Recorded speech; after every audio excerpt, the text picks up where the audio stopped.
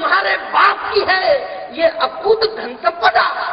आप जनता हैं, आप जनता हैं, जड़कर तमाचा ये सवाल कीजिए और इन भ्रष्टाचारियों की सारी काली कमाई जब्त कर ये जिंदगी भर भीख मांगे इन्हें ऐसा कंगाल कीजिए। वाह मित्रों, मैं जिस ऊर्जा के साथ कविताएं पढ़ रहा हूं, मैं जिस ऊर्जा के साथ पढ़ रहा हूं, मुझे थोड़ा सा ऐसा लग रहा है कि शायद मेरी बात या तो आप तक नहीं पहुंच रही है या मैं सलमान खुर्शीद के नगर में कविता पढ़ रहा हूं। ये बात बहुत अच्छी यदि मैं सलमान खुर्शीद के नगर में कविता नहीं पढ़ रहा हूं, बजाकर उसे बताएं कि बात पहुंच रही है और इस तरह की बातें की जाना चाहिए। बहुत अच्छा पढ़ रहे हैं। हम लोग कवि सम्मेलनों में जाते रहते हैं साहब। राजस्थान का एक शहर होता है डूंगरपुर। पिछले अप्रैल माह में एक कवि सम्मेलन में वहां गया मैं। कुछ पत्रकार लोग थे, कुछ साहित्यकार थे, उनमें से कुछ उन्होंने मुझसे प्रश्न कर लिए। आमतौर पर पत्रकार प्रश्न डॉक्टर कुमार विश्वास से करते हैं, लेकिन कभी कभी हम जैसे कवियों से भी कर लेते हैं। मुझसे 4 प्रश्न एक पत्रकार ने किए। उन 4 प्रश्नों के उत्तर मैंने उस पत्रकार को दिए। यदि उन प्रश्नों के उत्तर में आपको लगे कि देश की राजनीति का एक चित्र, पूरा मानचित्र उसमें उपस्थित हो गया है, तो जितने लोग बैठे हैं आनंद लेते हुए मुझे अपनी प्रतिक्रिया पहुंचाना। पत्रकार ने पहला प्रश्न किया कि ब्रज भाई बताइए, हिंदुस्तान की राजनीति में ऐसा क्या है जो है पर नहीं है। पत्रकार ने दूसरा प्रश्न किया, हिंदुस्तान की राजनीति में ऐसा क्या है जो नहीं है पर है। तीसरा प्रश्न था, हिंदुस्तान की राजनीति में ऐसा क्या है जो है और है। और चौथा प्रश्न था, हिंदुस्तान की राजनीति में ऐसा क्या है जो नहीं है और नहीं है। मित्रों, मैंने इन 4 प्रश्नों के उत्तर दिए। पहला प्रश्न था, हिंदुस्तान की राजनीति में ऐसा क्या है जो है पर नहीं है। अरे मैंने कहा, श्रीमान माननीय मनमोहन सिंह जी हिंदुस्तान के प्रधानमंत्री हैं पर नहीं है।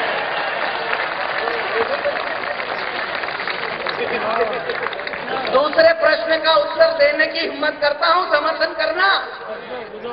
दूसरा प्रश्न था, हिंदुस्तान की राजनीति में ऐसा क्या है जो नहीं है पर है। मैंने कहा, श्रीमान श्रीमती सोनिया गांधी भारत की प्रधानमंत्री नहीं है पर है।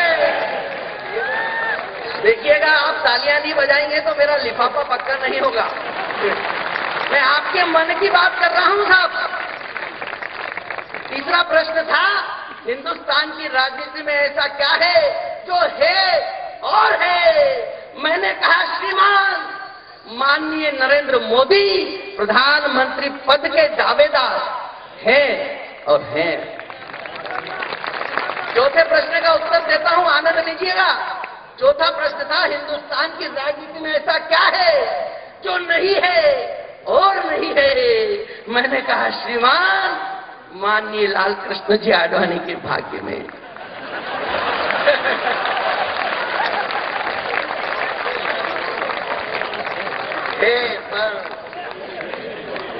मित्रों,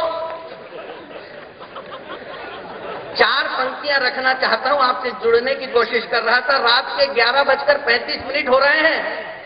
ये मंच सजा हुआ है, आप सब बैठे हुए हैं, लेकिन मैं इस मंच से उन लोगों को एक सैल्यूट करना चाहता हूं जिनके बूते पर पिछले 65 वर्षों से ये देश बचा हुआ है।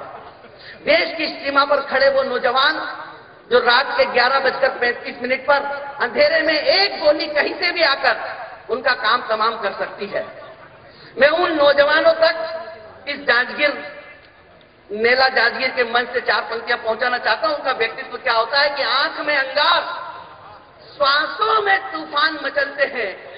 आंख में अंगार, श्वासों में तूफान मचलते हैं। भूडोल बवंडर उनके संग साथ चलते हैं। कलेजे कांपते कातिलों के, दुश्मनों के दिल दहलते हैं।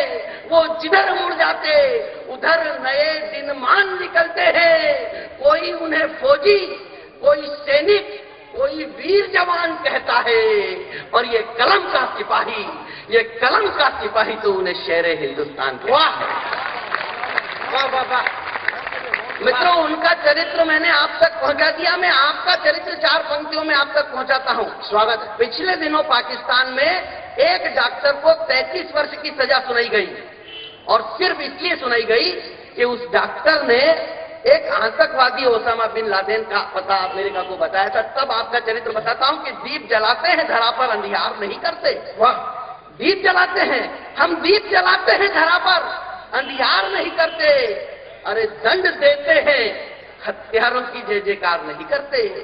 तुम घात लगाकर औरतों और बच्चों के प्राण लेते हो, हम युद्ध में भी निहत्ते शत्रु पर वार। वाह वाह वाह वाह वाह। मतलब पिछले हजारों वर्ष का इतिहास है, हिंदुस्तान ने कभी किसी राष्ट्र पर आगे बढ़कर आक्रमण नहीं किया। तब 4 पंक्तियां पढ़ना चाहता हूं। जो देश लगातार भारत को प्रताड़ित कर रहा है, उस तक एक संदेश इस मंच से पहुंचाना चाहता हूं। प्रभु श्री राम जहां विराजमान है, उस मंच से इस सोने का हिरण, सीता का हरण, दशानन रावण की मौत का कारण बना था, दुर्योधन का आचरण, द्रौपदी का चिरहरण, कौरवों के समूल नाश का कारण बना था, देवालयों पे दुष्टों के चरण, संपूर्ण भारत का इस्लामीकरण, मुगल साम्राज्य के पतन का कारण बना था, फिरंगियों का दुराचार, भोली जनता का जिसे कि मरण, अंग्रेजों के भारत छोड़ने का कारण बना था।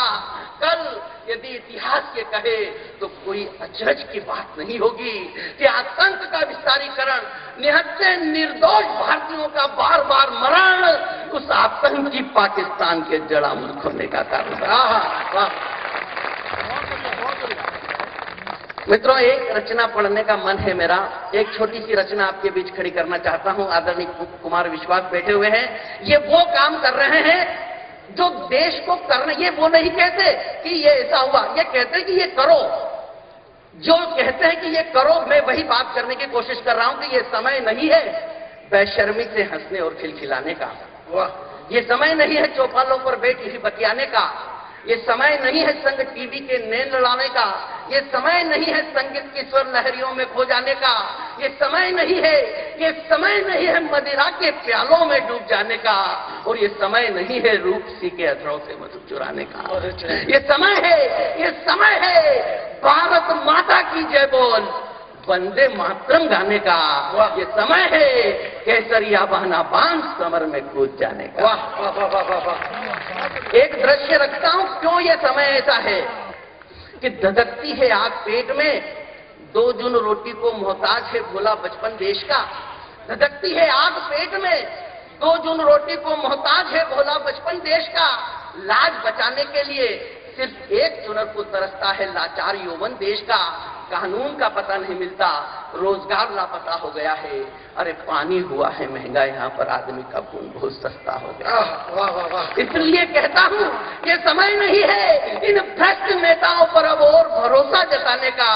ये समय है भारत माता की जय बोल, वंदे मातरम गाने का। ये समय है केसरिया बाना बांध समर में कूद जाने का। वाह। एक दृश्य रखना चाहता हूं कि धधकती है आग पेट में। क्या बात है। ये एक दृश्य रखना चाहता हूं कि आस्तीन के सांप सीने पर चढ़कर फुफकार रहे हैं। पिछले 65 वर्षों में देश में जो हुआ, आस्तीन के सांप सीने पर चढ़कर फुफकार रहे हैं। जिधर देखो उधर दुष्ट पापी जयचंद ललकार